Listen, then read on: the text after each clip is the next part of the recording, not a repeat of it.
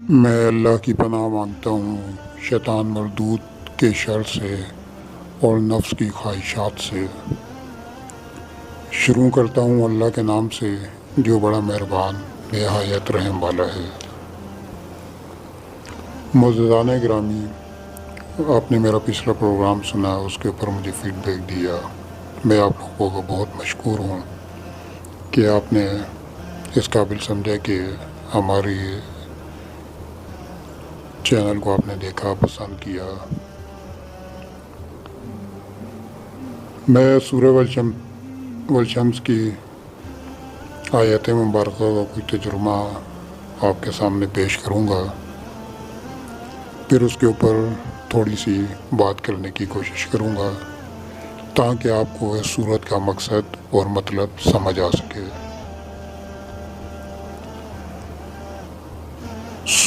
اس سورت کے آغاز میں اللہ رب العزت نے کچھ قسمیں کھائی ہیں۔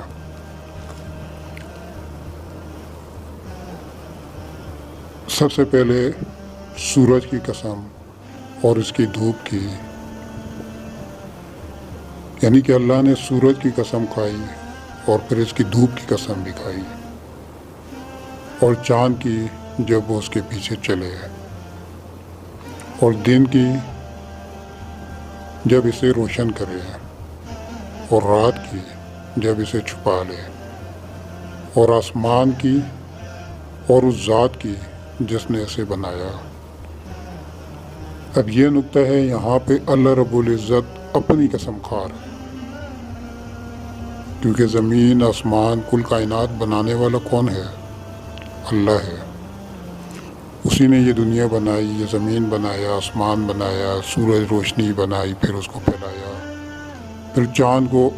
اچھا، اب یہاں پر میں آپ کو ایک بات بتاتا چلوں کہ اس آیت میں 1400 سال پہلے ہی اللہ تعالیٰ نے بتا دیا تھا کہ چاند سورج کے گرد گردش کرتا ہے، سورج کے گرد گھومتا ہے، اور سائنسدانوں نے بہت عرصے کے بعد اس کا رزلٹ نکالا کہ سورج کے گرد چاند گھومتا ہے۔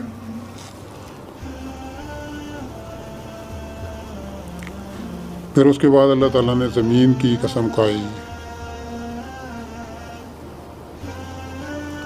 پھر اس کی قسم کھائی جس نے اس کو پھیلایا، یعنی کہ رب العزت اپنی قسم کھا رہے ہیں۔ اور اس کے بعد انہوں نے نفس انسانی کی قسم بھی کھائی ہے، اور پھر اس کی قسم کھائی ہے جس نے اس کو درست کر کے بنایا۔ اب انسان کو درست کر کے کس نے بنایا ہے؟ جواب آئے گا اللہ نے۔ تو انسان کو پیدا کرنے والا بھی اللہ ہی ہے۔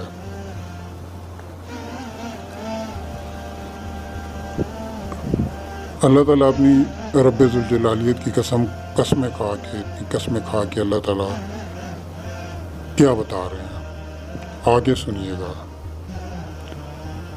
اور اس کو بدکاری سے بچنے اور پرہیزگار بننے کی سمجھ دی۔ اب یہاں پر چیز نوٹ کرنے والی یہ ہے کہ اللہ تعالیٰ یہ بتا رہے ہیں کہ اللہ تعالیٰ نے انسان کو گناہوں سے بچنے کی اور پرہیزگار رہنے کی سمجھ دی، یعنی کہ دماغ دیا، عقل دیا، اور پھر راستے بتا دیے کہ اس راستے پہ چلو گے تو یہ ہے، اس پہ چلو گے تو یہ ہے۔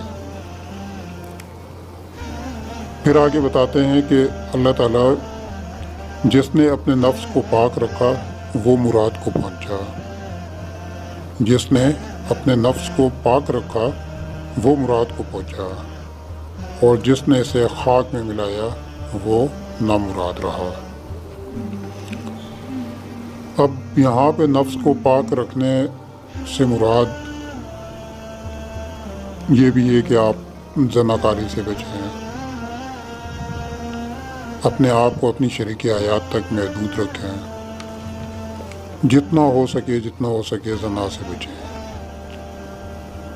کیونکہ زنا کا ایک تو اثر آپ کی صحت پہ پڑتا ہے، دوسرا ڈائریکٹ آپ کے رزق کے اوپر پڑتا ہے، اور آخرت میں تو اس کا عذاب ہے ہی ہے۔ اللہ تعالیٰ نے فرمایا کہ جس انسان نے اس کو خاک میں ملایا وہ نامراد رہا۔ ہم لوگ کیا کرتے ہیں؟ ہماری تمام تر کوششیں اپنے نفس کو راضی کرنے میں لگی رہتی ہیں۔ نفسیاتی خواہشات میں صرف انسان کا سیکس سے ریلیٹڈ ہی نہیں ہے، بلکہ اس میں مال و متاع بھی شامل ہے، اس میں آپ کا کھانا پینا بھی شامل ہے، اس میں آپ کو اٹھنا بیٹھنا بھی شامل ہے، اس میں آپ کا آنا جانا بھی شامل ہے۔ تو جیسے پچھلے پروگرام میں ہم نے آپ کو بتایا تھا کہ جہاد کا اللہ تعالیٰ نے حکم دیا ہے، اور سب سے اول جہاد اپنے نفس کے خلاف ہے۔ جب تک آپ اپنے نفس کے خلاف جہاد نہیں کرتے، اس وقت تک کوئی بھی جہاد آپ کرنے کے قابل نہیں ہے، کیونکہ نفس سے وہ انسان کو ورگلاتا ہے، مختلف جگہوں پہ لے جاتا ہے، انسان کے دماغ پر ہیوی رہتا ہے۔ کوشش یہ کرنی چاہیے کہ آپ نفسیاتی خواہشات سے دور رہیں۔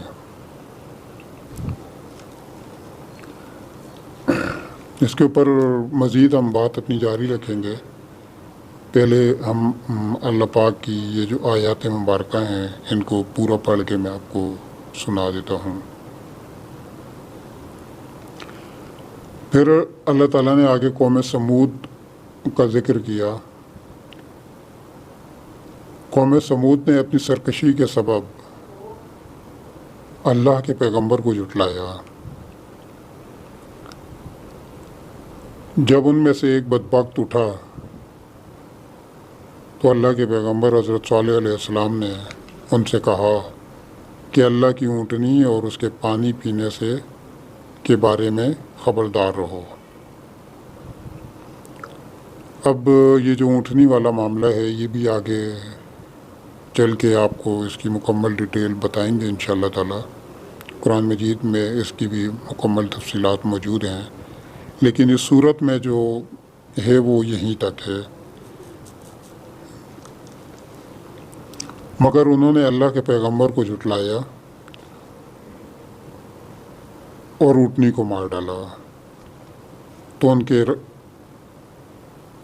رب نے ان کی گناہوں کے سبب ان کو نیست و نابود کر دیا، پھر سب کو برابر کر دیا، اور اللہ کو ان کے بدلہ لینے کا کچھ بھی ڈر نہیں۔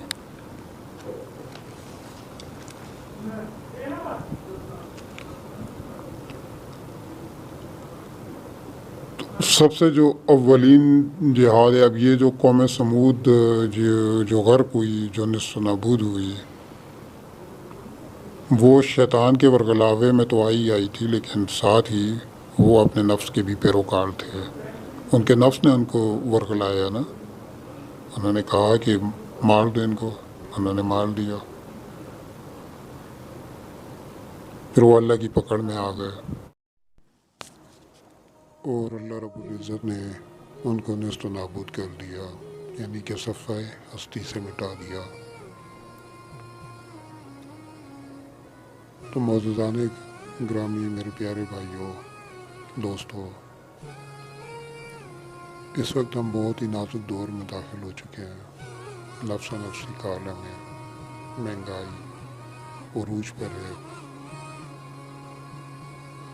حکمران ہمیں اچھی مل نہیں رہے،